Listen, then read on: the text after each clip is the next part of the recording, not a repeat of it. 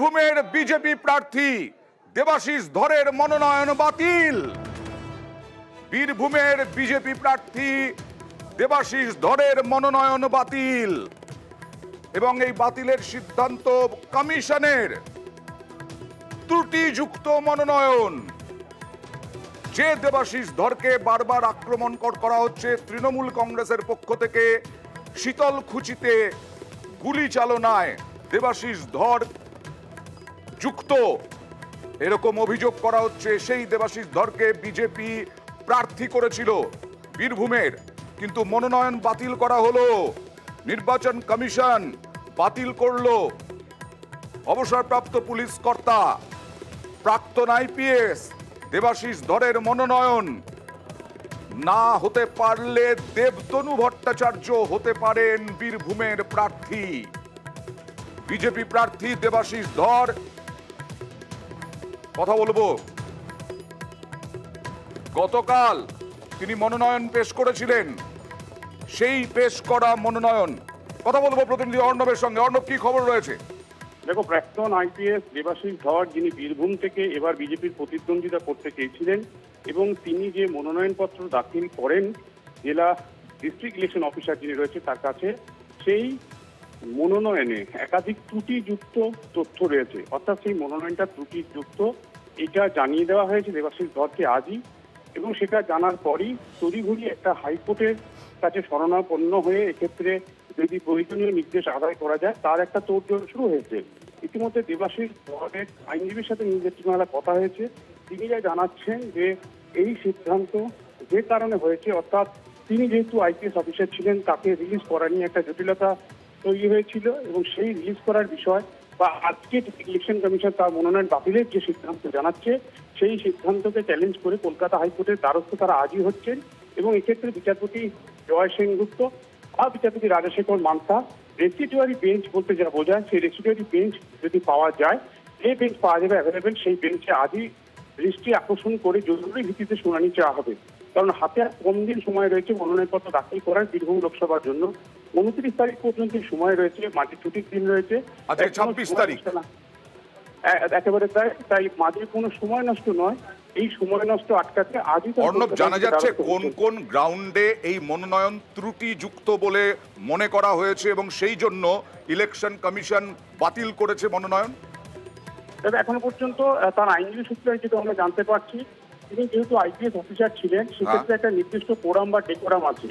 অর্থাৎ তিনি যে ক্যাডারে কাজ করেন, যে রাজ্য সরকারের আন্ডারে আইপিএস অফিসার কাজ করেন, সেখানে তার রিলিজ সংক্রান্ত একটা কোনো জটিলতা তৈরি হয়েছে, এবং সেই জটিলতার কারণেই এইরকম ত্রুটিযুক্ত মনোনয়ন বলা হয়েছে ডিস্ট্রিক্ট ইলেকশন অফিসারের তরফে। তাই তার যে ক্যান্ডিডেটার সেটা ক্যান্সেল করার দিকে সিদ্ধান্ত নেওয়া হচ্ছে, এমনটা জানিয়ে দেওয়ার পরই এই তড়িঘড়ি উদ্যোগ শুরু হয়েছে। এবং হাইকোর্টে যে মামলা করবে ইতিমধ্যে কার্যত রকেটের গতিতে কাজ হচ্ছে তার আইনজীবী মহলে, এবং কিছুক্ষণের মধ্যেই তারা কলকাতা হাইকোর্টে দ্বারস্থ হবেন। সেক্ষেত্রে বিচারপতি রাজশেখর মান্তা বা বিচারপতি জয় সেনগুপ্ত বা বিচারপতি সব্যসাচী ভট্টাচার্য, যে বেঞ্চ এগুলা অ্যাভেলেবেল থাকবে সেখানেই তার জরুরি শুনানি করে আজই জরুরি মেনশন করে আজই শুনানির জন্য আবেদন বা দরবার করবেন। বিকল্প প্রার্থীর কথা ভেবে রেখেছে নাকি দেবাশিস ধর হাইকোর্টে জয়ী হবেন এরকমটাই বিজেপি মনে করছে? দেখো, একটা নাম ভেসে এসছে, আমরা সূত্র মতো যেটা জানতে পারছি, বীরভূম লোকসভা কেন্দ্রের জন্য যদি কোনোরকম দেবাশিস ধর কোনোরকম হাইকোর্ট থেকেও কিছু করা না যায়, সেক্ষেত্রে দেবতনু ভট্টাচার্য এই নামটা সামনে আসছে, এবং দেবতনু ভট্টাচার্যই হয়তো সেক্ষেত্রে মনোনয়ন দাখিল করতে পারেন যদি দেবাশিস ধর হাইকোর্ট থেকে কিছু নাম না করতে। এটা সূত্র আমরা জানতে পারছি, বিজেপির একটা সূত্র। একদম, আমি কমিশন থেকেই জানবো। কমিশন থেকে রয়েছেন আমাদের প্রতিনিধি, অপর প্রতিনিধি মৈত্রেয়ী। কমিশন সূত্রে কি জানা যাচ্ছে, কমিশন থেকে কি জানা যাচ্ছে দেবাশিস ধরের এই মনোনয়ন বাতিল নিয়ে?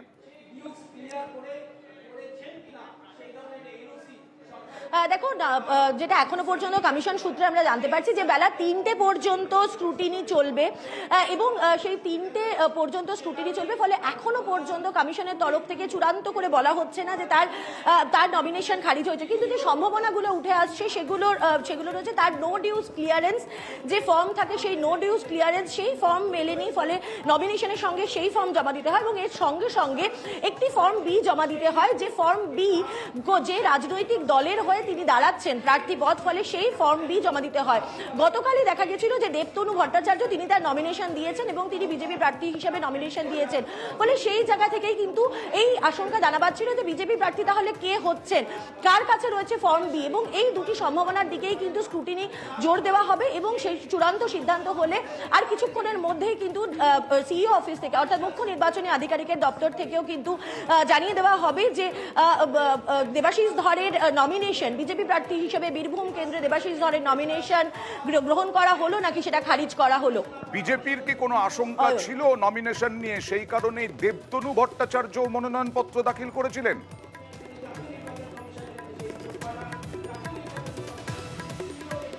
দেখো, এই আশঙ্কার জায়গা একটা তৈরি হয়েছিল, তার কারণ কমিশন সূত্রে এখনো পর্যন্ত যেটা জানা যাচ্ছে যে গত মঙ্গলবার দেবাশিস ধর তিনি তার নমিনেশন দেন এবং তারপর দেখা যায় যে বৃহস্পতিবার অর্থাৎ গতকাল দেবতনু ভট্টাচার্য তিনি তার নমিনেশন দাখিল করেন, ফলে সেই জায়গায় দাঁড়িয়ে একই পার্টি থেকে দুজনের নমিনেশনের জমা পড়ার বিষয়টা নিয়ে কিন্তু জলঘোলাতে শুরু করে, ফলে সেখানেই কোথাও একটা মনে হচ্ছিল যে দেবাশিস ধরের নমিনেশনের ক্ষেত্রে এই নথি সংক্রান্ত কোনো সমস্যা থাকতে পারে, এমনটা হয়তো বিজেপির অন্দর থেকে তারা বুঝেছিলেন। এবং দেবাশিস ধরও মনোনয়নপত্র জমা দিয়েছিলেন, আবার দেবতনু ভট্টাচার্য জমা দিয়েছিলেন।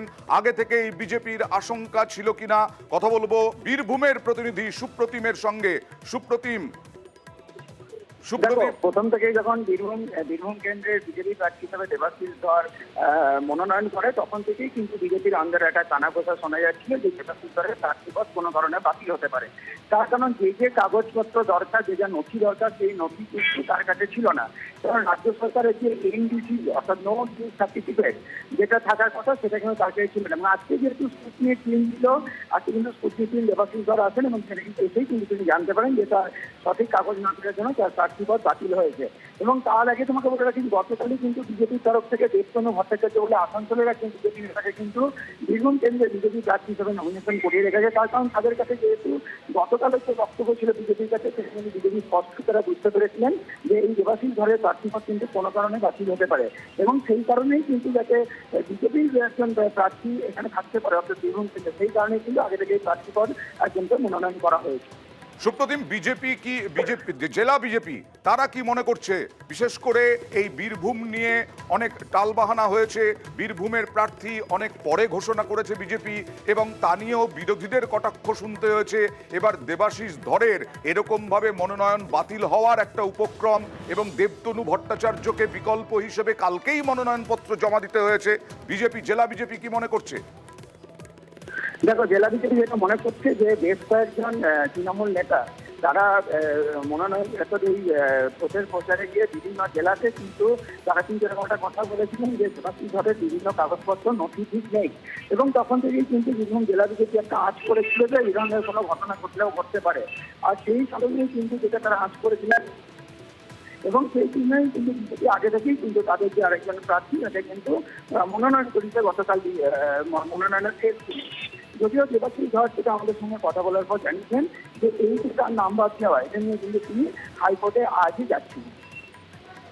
একেবারে ধন্যবাদ সুপ্রতিম। কমিশনের সিদ্ধান্ত চ্যালেঞ্জ করে দেবাশিস ধর হাইকোর্টে যে কোনো একটা বেঞ্চে জরুরি শুনানির আবেদন, সেখানে কিছু হবে কিনা তার উপরে নির্ভর করছে দেবাশিস ধরের ভবিষ্যৎ।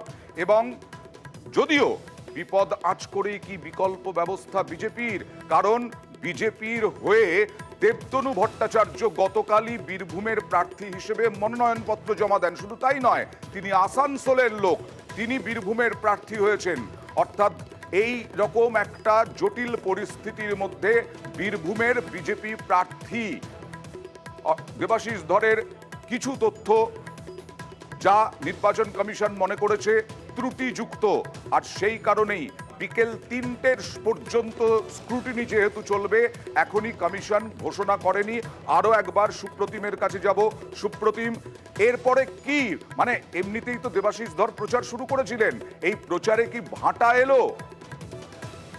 দেখো, দেবাশিস ধর এমনিতেই প্রচার শুরু করেছিলেন এবং প্রসঙ্গ তোমাকে বলে রাখি, আজকে কিন্তু দেবাশিস ধরের শিলিগুড়ির বিভিন্ন এলাকায় প্রচার করার কথা ছিল এবং গতকাল রাতেই আজকে সকালেই কিন্তু হঠাৎ করে বিজেপির যে হোয়াটসঅ্যাপ গ্রুপ সেই গ্রুপে কিন্তু প্রথমে জানিয়ে দেওয়া হয় দেবাশিস ধরের আজকে নিজস্ব কিছু কাজ থাকার জন্য সকালে যে প্রচার সেই প্রচার কিন্তু থাকছে না, সন্ধ্যে দিকে যে সমস্ত প্রচার থাকার কথা সেই সমস্ত প্রচার থাকবে। অর্থাৎ তখন থেকেই কিন্তু একটা আঁচ করা গেছিল যে একটা স্কুটনি দিনগুলো তাকে বীরভূম জেলা শাসকের অর্থাৎ নির্বাচন কমিশনের যে অফিস বীরভূম জেলা শাসকের দপ্তর সেখানে তাকে আসতে হবে। এবং তিনি কিন্তু স্কুটনিতে উপস্থিত হওয়ার পরে তিনি জানতে পারেন তার কাছে যে এনডিসি সার্টিফিকেট নেই, সেই কারণে তার প্রার্থীপদ বাতিল হতে হয়ে গেছে। এবং সেই কারণেই কিন্তু এই যে যে সমস্ত জায়গায় দেওয়াল হয়েছিল বা যে সমস্ত জায়গায় ইতিমধ্যে প্রচার শুরু হয়েছিল, বিজেপি কর্মীদের মধ্যে কিন্তু এক প্রকার একটা ভাষা এলো বলে এটা কিন্তু মনে করছে রাজনৈতিক মহল। এরপরে এই দেবতনু ভট্টাচার্য কতটা পরিচিত বিজেপি কর্মী সমর্থকদের কাছে, এটাও তো একটা বিষয়। সুপ্রতিম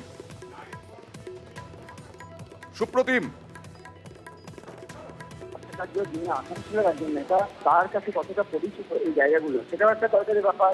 আবার নতুন করে বিভিন্ন জায়গায় প্রচারে যাওয়া সমস্তটাই কিন্তু একটা নির্ভর করছে। এবং যেহেতু হাতে আর বেশি দিন নেই, বীরভূম জেলায় ভোট হচ্ছে 13ই মে, আর আছে যে নতুন করে যে প্রক্রিয়া সেটা কি কতটা যুক্তিযুক্ত বা কতটা ঘাটতে হবে তাকে, সেটা নিয়ে কিন্তু একটা প্রশ্ন থেকেই যাচ্ছে।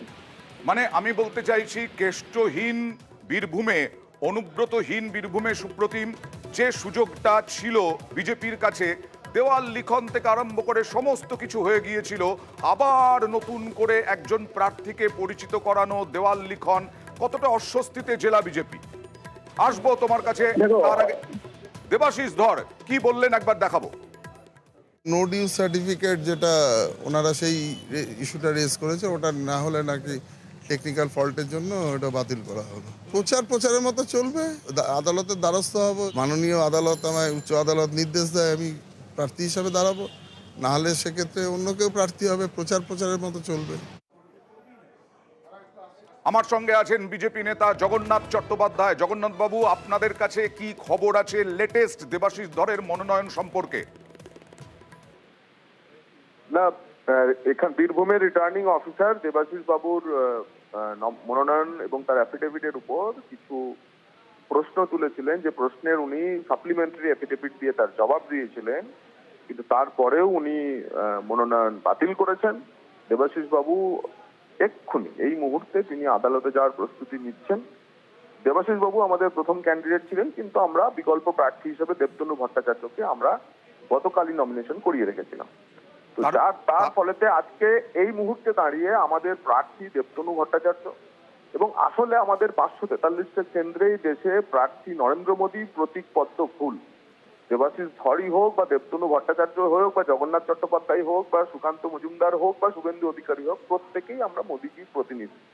কিন্তু জগন্নাথ বাবু, লোকসভার মতো ভোটে যেখানে মোদীজির জন্য মানুষ ভোট দেয়, সেখানে প্রার্থী কোনো বিষয় না। কিন্তু জগন্নাথ বাবু, আমাদের কাছে দেবতনু ভট্টাচার্যই এখন আমাদের প্রার্থী, এবং বীরভূম আসনটি আমরা মোদীজিকে উপহার দেব। জগন্নাথ বাবু, এই বীরভূমে অনেক দেরি করে প্রার্থী দেওয়া হয়েছিল এরকমটাই মনে করে রাজনৈতিক মহল, এবং বিরোধীরাও কটাক্ষ করেছে বারবার। সেই বীরভূমে, কেষ্টহীন বীরভূমে আপনারা যেভাবে একটা সুযোগ পেয়েছিলেন, কোথাও কি সুযোগ হাতছাড়া হলো? কেষ্টহীন বীরভূম পদ্মহীন হবে না। এবার বীরভূমে পদ্মফুল ফুটবে, এটি নিশ্চিত জেনে রাখুন। আরো একটা জিনিস দেখবেন, সেই পদ্মফুল ফোটার ক্ষেত্রে দেবাশিস ধর হোক, পিয়া সাহা হোক, দেবতনু ভট্টাচার্য হোক, জগন্নাথ চট্টোপাধ্যায় হোক, সবাই একযোগে কাজ করছে। মনোনয়ন আমাদের প্রার্থীপদ দিতে ঘোষণা করতে একটু দেরি হয়েছিল, তার কারণ দেবাশিস বাবুর পদত্যাগ পত্র নিয়ে নানা টালবাহানা রাজ্য সরকার করেছে। আর নো অবজেকশন সার্টিফিকেট দেওয়া থেকে শুরু করে নানা, যার ফলে আমরা তাকে প্রার্থী ঠিক করেছিলাম। তিনি পদত্যাগ করার পরেতেও রাজ্য সরকারের টালবাহানার কারণেই আমাদের এখানে প্রার্থীপদ দিতে একটু দেরি হচ্ছিল। কিন্তু তার মানে এই নয় আমরাই হচ্ছি ভারতবর্ষের সেই প্রার্থী দল যারা 21টি আসনে হচ্ছে যে তৃণমূলের আগেই প্রার্থী ঘোষণা করে দিয়েছিল। তার মানে আপনারা বিপদ আঁচ করেই দেবতনু ভট্টাচার্যকেও গতকাল মনোনয়নপত্র পেশ করালেন। দেবতনু ভট্টাচার্য আসানসোলের মানুষ, তিনি বীরভূমে এসে আবার নতুন করে প্রচার শুরু করবেন, কোনো অস্বস্তি নেই? কোনো অস্বস্তি নেই, তার কারণ বীরভূমের যে সংগঠনকে গত 2 বছর ধরে তিলে তিলে গড়ে তুলেছেন যে ব্যক্তিটি, তার নাম হচ্ছে দেবতনু ভট্টাচার্য। আপনি নিজেও আসানসোলের মানুষ, আপনি জানেন দেবতনু ভট্টাচার্য কি, তার পরিচিতি কি। আমি একেবারে আসানসোলের মানুষ নই। ঠিক আছে। যাই হোক, অয়নদা বলছেন তো? হ্যালো, হ্যাঁ, যাই হোক, তো যে আপনি যেখানকারই মানুষ হন, বাংলার তো মানুষ। দেবতনু ভট্টাচার্য ওই চত্বরের সংগঠনকে গড়ে তুলেছেন। সুতরাং দেবতনু ভট্টাচার্যর এই সিট জিতবে, এটা আপনারা দেখে নেবেন, শতাব্দীরাই হারবে। ধন্যবাদ।